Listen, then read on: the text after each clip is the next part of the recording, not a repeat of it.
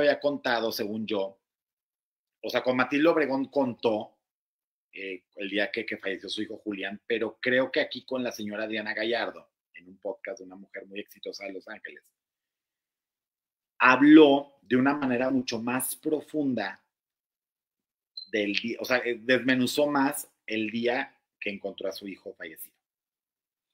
Este video lo ponemos con mucho respeto, está un poquito largo, pero si la señora ya lo compartió públicamente, por eso lo pongo para compartirlo con ustedes.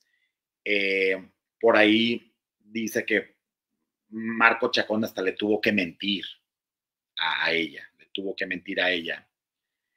Platicó ya paso a paso qué fue lo que pasó, el intermedio entre el teatro y la casa, se fue a hacer unos tacos, lo que Marco le dijo, una supuesta pelea con Imelda Chacón, con Imelda Tuñón y Julián. Bueno, vamos a escuchar la historia con mucho respeto de la señora Maribel Guardia al revelar con más detalle el día que su hijo Julián pues, lo hallaron sin vida. Vamos a escuchar. Se había ido a Costa Rica porque su mamá cumplía años. Se había ido el día anterior. Cuando yo llego a la casa, que mi hijo estaba muerto, Marco ya lo sabía. Él fue el que encontró realmente el cadáver de Julián, desde Costa Rica. ¿Cómo?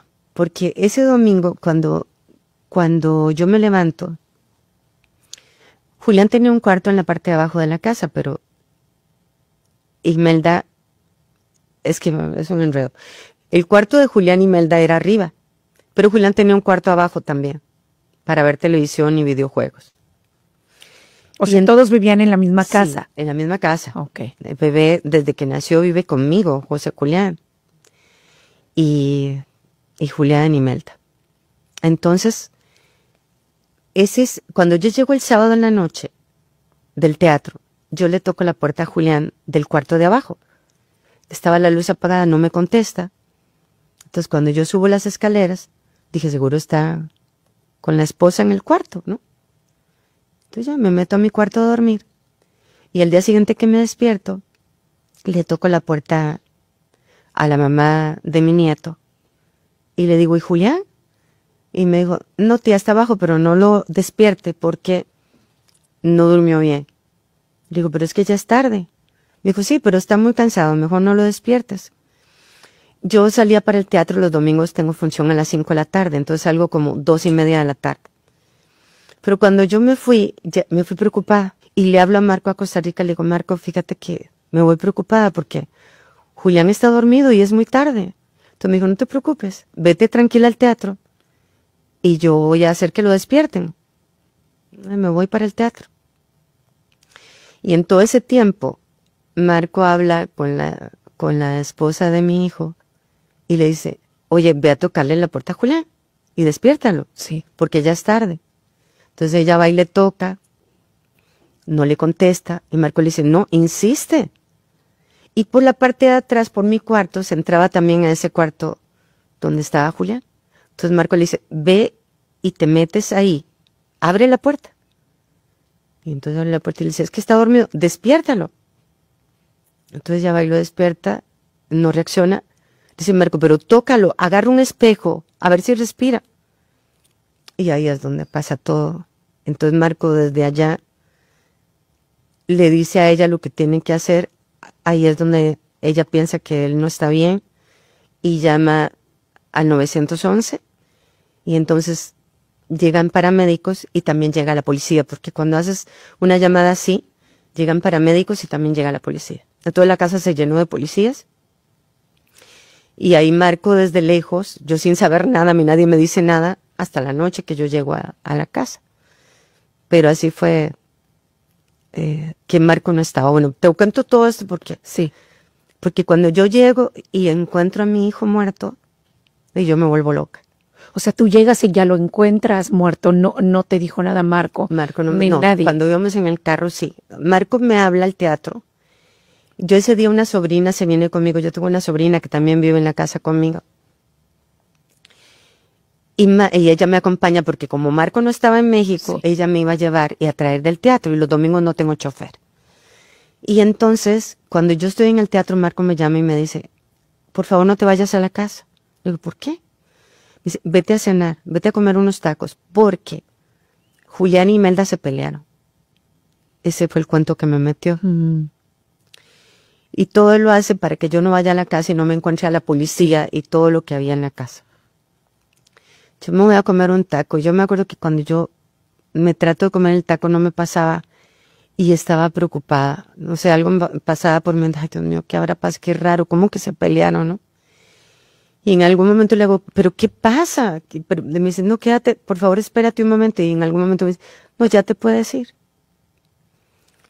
Voy saliendo de la taquería para mi casa y le vuelvo a hablar. Le digo, Marco, ¿pero qué es lo que pasa? Y entonces ahí es donde me dice, Julián está muerto. Bueno.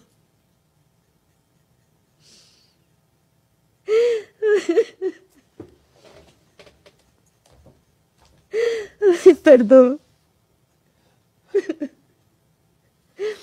Y yo agarré el teléfono, lo aventé contra el vidrio del carro. No nos estrellamos de milagro, porque mi sobrina venía manejando.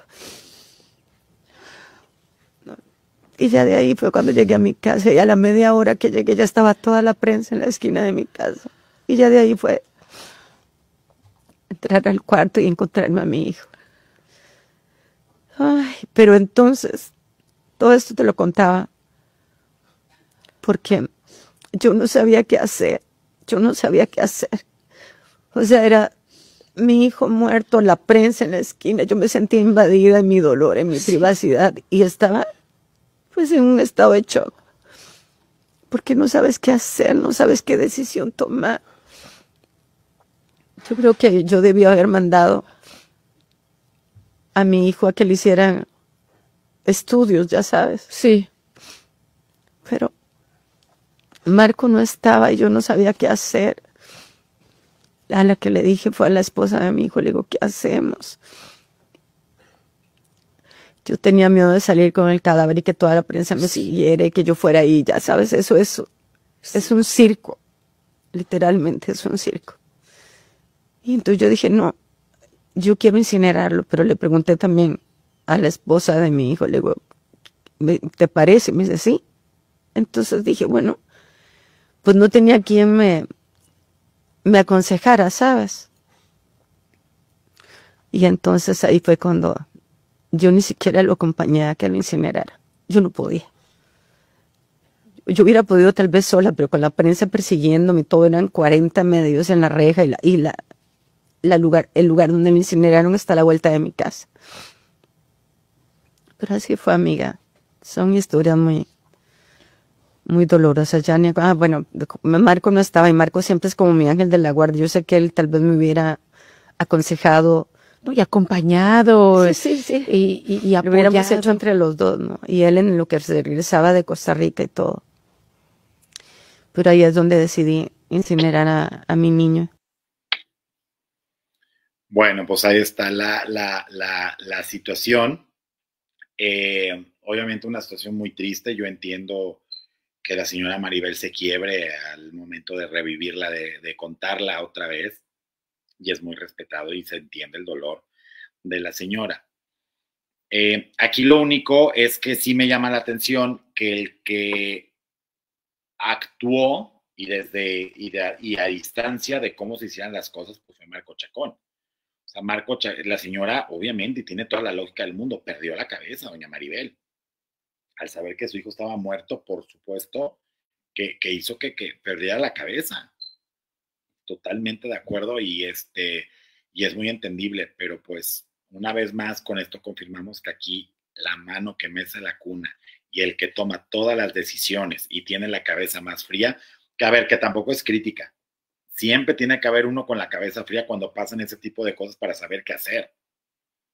Pero pues aquí creo que nos queda muy claro que el que siempre está tomando las decisiones y la señora Maribel confiando en que es su marido y confiando en que él está tomando las decisiones para un bien común, que dudo que así sea, pues es Marco Chacón, querido público.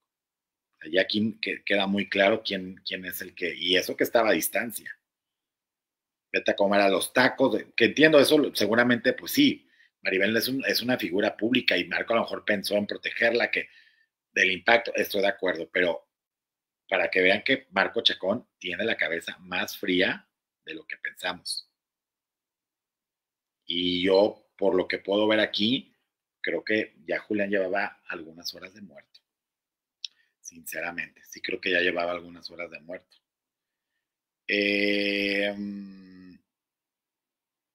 Bueno, pues una situación muy complicada, querido público. Respetamos el dolor de la señora Maribel Guardia. Y bueno, pues vamos a ver qué piensan ustedes. Dice que no, NH.